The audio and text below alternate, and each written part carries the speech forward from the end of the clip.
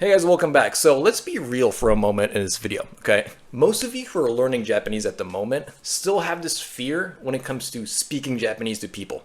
Okay, so what happens is you go home every day and you learn all these new words. You're learning every day, but when it comes to using those words, approaching Japanese people, you just freeze. You just get nervous. You're like, holy shit, what do I say, right? And that's a very common thing. This is a very common comment that I get. And it's not only you, okay? So it's okay, slow down, calm down, it's gonna be okay. So my purpose for this video is to teach you how to not be nervous. So by the end of this video, you're gonna walk out knowing that, oh, if I do this, this, and this, I'm not going to be nervous.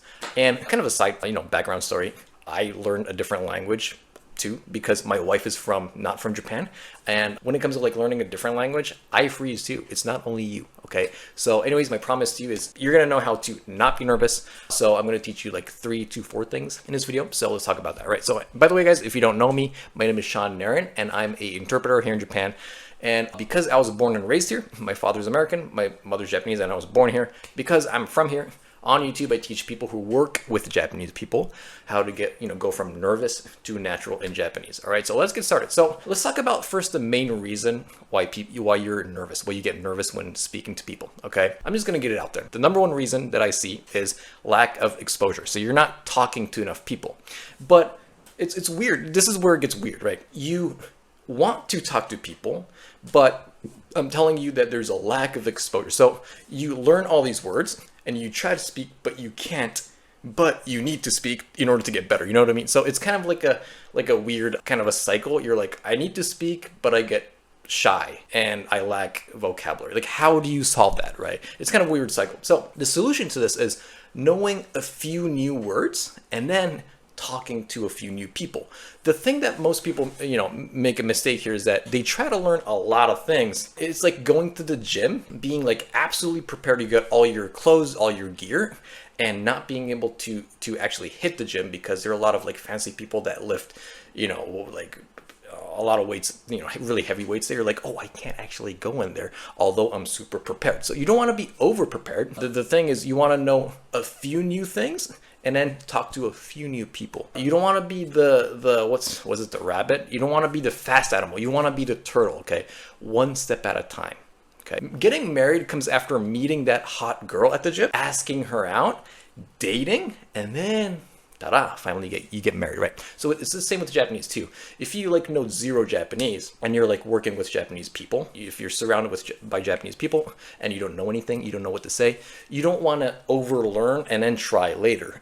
Try learning 3 words a day and use that tomorrow with one person. I'll say it again, it's okay. Learn 3 words a day and use it with one coworker or one friend tomorrow, the next day, right? So that's kind of the solution to that problem, okay? But because I'm very kind and I care about you, here's a step-by-step guide. There are 5 steps. Here's the first 5 steps you want to take. So first you want to study, like I said, a few new phrases. You want to use them. So you already got step 1 and 2 done, right? After that, guess what? What you notice is you're going to be like, holy cow, I was able to say this, yay. But at the same time, you're like, oh, but then they responded and I didn't know what to say again. So they respond and you don't know how to respond to that. That's a very common thing with, that happens a lot with my students as well.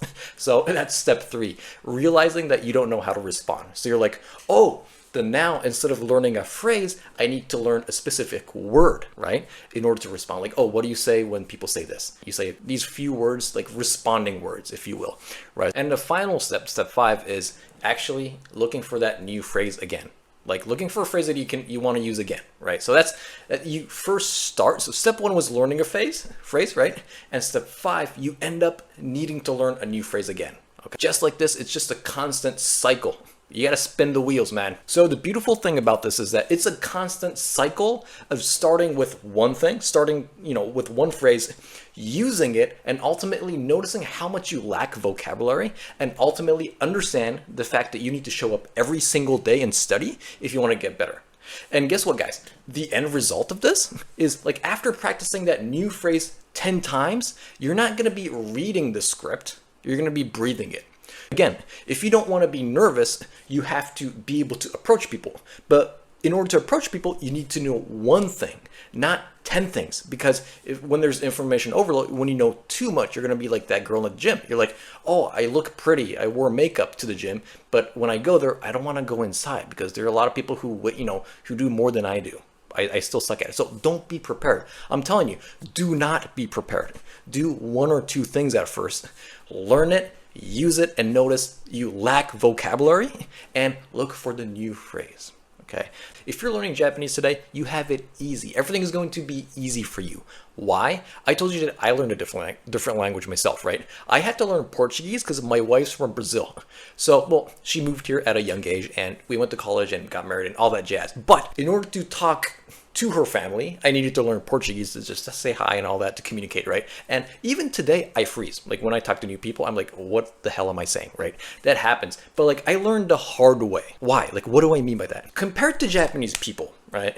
When I had to learn Portuguese and when I wanted to talk to like random people that, they're like at the shopping malls or on the streets or something, most of the time it's like, beat it, kid. What the fuck do you want from me? Right? This is not everyone. I'm just saying it's a hit and miss. And guys, if any Brazilians watching this, I love you guys. You're a lot of you good people. Because in Japan, it's like we're conditioned. Like in school, teachers tell us if you're doing something, like if you're working on something, but someone else needs you, drop whatever you're doing, stop whatever you're doing, and give them attention. Because they need your help, right? Like it's in our DNA. That's what they teach us here. But the moral of the story is that in Japan, they're literally gonna pause everything they're doing and give you attention. So take advantage of that. That's why I'm saying everything's gonna be easy for you. Okay, so if you're learning Japanese in 2025, that's like it's like looking at gold. That's like you have gold right in front of you and not taking it. You think Shaq, like being 8 feet tall, was like, oh, I'm like freaking tall. I know I'm tall, but I'm not gonna play basketball. I'm gonna play ping pong or something. No, he was like, I'm tall and I'm gonna exploit the shit out of it. I'm gonna use it, right? That's what he did, and I want you to do that. And like I said, the environment is right there for you if you're talking to Japanese people.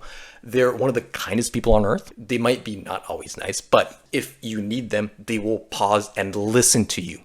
So take advantage of that and talk to them. That's kind of my core message for today. That's going to be the end result. And that's ultimately how you get out of that situation of like, oh, I learned a few phrases, but I don't know how to use it. I freeze when it comes to approaching people. That's the solution.